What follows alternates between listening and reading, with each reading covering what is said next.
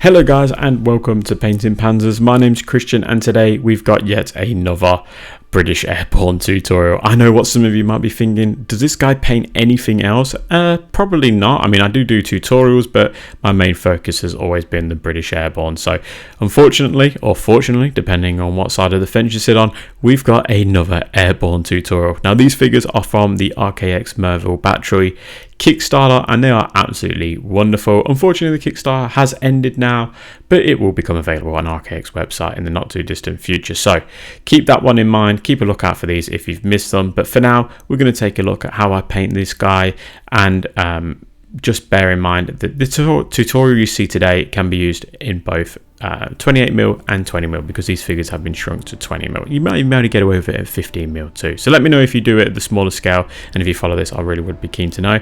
And a massive shout out goes to today's sponsor, Noble Knight Games. Noble Knight Games have everything you need for our hobby plus more. So I've got a link to their website in the video description and in the comment section. Give them a look, see what they've got, and let me know if you get anything. Alright, let's get into the video. Just quickly before the video starts, I must thank my Panzer commanders for voting in this video. As part of their perk, they get to vote on a monthly video of their pick from a list provided, and they picked this one. So thanks guys, I really appreciate your support. I start by priming my figure with Tamiya Surface Primer Light Grey, and then I move to painting his Denison smock in khaki. Now you can also use Middlestone, both of which work really well. I think khaki gives you more of a realistic look, whereas the Middlestone will give you a brighter base colour for that khaki, for that Denison smock colour. So yeah, it's really up to you. Obviously Middlestone being a bit brighter might work a little bit better for your wargaming figures. Now continuing with khaki, I'm also going to paint his chin strap as well as his webbing in that colour. Whilst that dries, I'm going to move on to his trousers, and I'm going to be painting those in English uniform. So pretty much what it says on the tin, English uniform is going to work great for this model. Now I'm going to change this model up ever so slightly from my usual painting tutorials. I'm going to change the colour of the webbing, which we'll see in just a minute. So stick around. Now I'm also using the same colour for his canteen. Now because the khaki base colour is dried, I'm going to paint the brown blotches or marks in saddle brown. Now the key with Denison smocks is to make sure you let the end of your brush do the work. So just imagine you've got your big garden paintbrush and you're just going to paint some irregular brown blotches on the uniform. So you're going to start off with a nice big blotch, and then you're just going to use the end of the brush to go into a finer tip. And once you've done that, you repeat the process but with refractive green, and you can do some of these green marks overlapping the brown. You can do some on their own, try and obviously make them different in style, and yeah, just have a bit of fun with it guys. But sometimes less is more, so don't go too crazy. If you feel like you've made a few mistakes, just clean it up with your khaki base color as well. But you should have something that looks similar to what you can make out on screen, or hopefully you can make it out. Then for the webbing, this is where I normally would paint these in olive drab, but I'm actually going to paint these in Russian uniform World War II, which is slightly lighter than your olive drab. And I actually think I prefer Russian uniform World War II for webbing. Now the webbing, you might be asking, shouldn't it be khaki? Well, yes, that is true, but they used Blanco, I believe it was called, which is like a green dye, and they dyed their webbing green. So you can paint some of the extra bandoliers and stuff in khaki, but then obviously paint the rest in this green color if you wish. Now for the helmet, I'm going to be using US dark green. Don't worry about the scrim and the net, just paint all over that. We'll tidy all that up in a little bit. Now I did mention about the spare bandoliers and stuff, painting them in khaki. Use old wood. Obviously if you're using khaki as the base colour for the Denison smock, then you want to use a different colour so the two don't blend in together. Now flat earth is what I'm going to be using for any wooden areas. So you can see that I'm painting his Lee Enfield in flat earth, as well as his entrenching tool on the back. And these RKX miniatures are absolutely perfect. They've got some great detail on there, and they've not missed any of the historical accuracies in the model. Then for the metal areas, I'm going to be using black grey. So that's for the muzzle, the clip that sort of keeps the wood together, as well as the loading mechanism, the trigger, all of that good stuff. And don't forget to give your entrenching tool its metal areas too, and just Google what the entrenching tool actually looks like. Now this guy's got rope going on the bottom there up to his shoulders, so I'm going to use old wood. This was common for a lot of the paras to have spare bits of rope on them, so yeah, just keep those in mind in case you see your figure's got it, and use old wood as well for that canteen top as well as the scrim, but don't worry about painting the helmet netting. Now for his beret, you want to go with a wine red from AK Interactive. So it's not a red and it's not a purple, it's an in-between, it's a maroon, so I think wine red works really nicely for it. But obviously if you've got any other alternatives, let me know in the comment section, I'd love to know, but just don't paint it red. For his boots, I'm going to be using black, simple, nice and simple black. And I'm just gonna, I like it to be one of the last things because it does get rubbed quite a bit, especially when the foot's up in the air like that, so I'll paint that towards the end of the miniature. With all of that done and dry, I'm going to use no oil and Lathmeal medium at a 1:1 ratio. This is my go-to, it's my wash, it's from Citadel, and I mix the two together and you get a wash that looks similar to what you see on screen now. Just make sure you don't let it pool on those flat surfaces.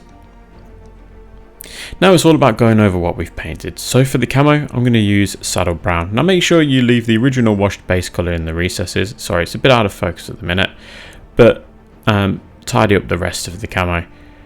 The reason I'm going with saddle brown first, I want to use the khaki at the end of this process because that's the main bit that I want to use to tidy up if any of the camo looks a little bit out of place. Following the same principle, I'm going to go over it with refractive green. Now if you're painting this model at 28mm, you can add in a touch of German camo beige on the next step. So you could paint it again in refractive green, add a bit of that German camo beige to the mixture and go over those stripes. So do the same for saddle brown as well, and that'll give you a nice camo that's popping. But if you don't want to waste time with all that, you just follow what I'm doing here and it works great for 28mm too. Now I'm going over it in khaki, so you can see here I'm picking out all of those flat surfaces but leaving the original wash base colour in the recesses, so that's for the pockets and such. I'm also going to run my paintbrush along the outer edge and the bottom of that Denison smock, just so we can see the outline of the actual smock as opposed to the camo blending in with the trousers. With that done, I'm then going to paint his chin strap in khaki and stone grey at a 1:1 ratio, so just picking out all those lovely details. Don't forget to also paint the other areas that you've got in this particular colour. So that's his rifle sling, for example, as well as the spare sort of top that's rolled up in his bag here. Now that Russian uniform is going to get some German camo beige World War II at a 1:1 ratio, and I'm just going to start picking out all those fantastic details on this bag. Again, these RKX miniatures are full of detail, and this is shrunk to 20mm. You wouldn't know it, it also almost looks like a 28mm model, but no, this is what 20mm or 1/72 scale, so you can only imagine what it would look like bigger. But yeah, look how well that mixture makes the webbing pop. So English uniform and khaki grey at a 1:1 ratio is what I'm going to be using for his trousers. Again, if you're using 28mm models here, paint them in English uniform first, and then go over them with English uniform and khaki grey, because the bigger the model, it's all about layering and subtly bringing in these highlights, but because it's a little bit smaller, I can do it the way I'm doing it. For the netting, just give it a very light dry brush of German camo beige World War II. Don't worry if you go over the old wood, that's absolutely fine. We're going to fix that up in a minute. For the beret, I'm literally just going to go over it with that wine red again, so just hitting it with some wine red. I'm not worrying about it too much, it's just rolled up there underneath the epaulette. And then I'm going to use flat earth and orange brown at a 1:1 ratio for the wood, and I'm just scratching it in. So I'm using the tip of my brush just to scratch in all of this colour, which is going to give you a really nice wood grain effect, but it's going to be very subtle, so you need to add another colour to the mixture. So we're going to just go straight with old wood, and I'm going to follow the same principle but reduce the amount I'm putting on, so not the same amount as what we did in the previous step. And again, just scratching it in there, trying to give some random sort of lines, and it's going to give you a very subtle wood grain effect, especially for 1/72, but this works great at 28mm as well. Now for the metal, I'm going to use black grey and basalt grey at a 2:1 ratio. So this is really important because the next step is a 1:1 ratio. So try and get this right. You want to do a subtle layering of this colour and just pick out all those beautiful details on the metal areas of the rifle as well as this entrenching tool, and then go with that 1:1 ratio. And this is where you really just pick out those raised areas. So just a little bit of detail on the magazine, bit of detail on the clip, on the muzzle here, and then as well on the bolt. You can see that rifle comes to life without looking too unrealistic with like a nice silver or something being used. So for the rope, I'm going to use old wood and Iraqi sand at a 1:1 ratio, and I'm sort of just gliding my paintbrush along the rope because the rope's got detail in there.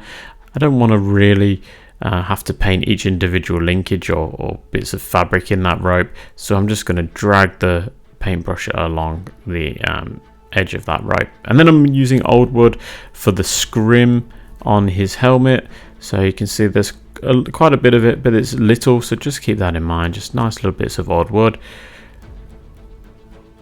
And then I'm going to hit them with Iraqi sand, and these are just going to pop nicely. I mean, you could obviously use like a leafy color, so like a bright green and such, but I think Iraqi sand works really nicely for a bit more of like a subtle scrim.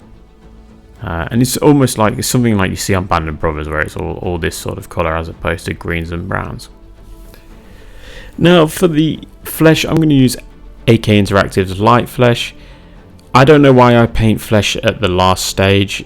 I have no idea. I've been asked that quite a few times. I just find painting skin the worst part of the model, and I want to leave it to the end. Don't know why. Don't ask me because I have no idea. But it's up to you. If you do this first, if you want to do it, you don't have to do it in any particular way. There's no right or wrong way, in my opinion. You can just do whatever you want to do. And once that's dried, just use Flesh Wash from Vallejo. Use an old battered brush that's got a bit of a point on it, and just apply it on there nicely. Whilst that's drying, I then switch to gold, and I pick out all of the little buttons and bits of brass on the webbing by using gold. So you could use brass, but I think gold at 20mm just works a bit better. Now for the flesh, I'm going to go over it again with light flesh. Now this particular time, I'm just going to paint the nose underneath the eye sockets, around the mouth, the chin. I'm going to connect the cheeks and the chin together. And you can see just by doing this, the details of the mouth and around the nose just really stand out. And then I'm going to paint the ear, a little bit of the neckline if you can see it, and then the fingers and a bit of the hand. And then I'm going to mix in some highlight flesh into the mixture at a 1:1 ratio. And this is where you literally just pick out a little bit of the ear there, a line on the nose, a line under each eye socket, the chin, and then each individual finger. And you'll have a figure that looks like this. He's come out pretty bloody good in my opinion. So overall, I absolutely loved painting these RKX miniatures, and who doesn't love another British Airborne guide? I actually don't know how many British Airborne tutorials I've got now. I'm gonna guess half a dozen.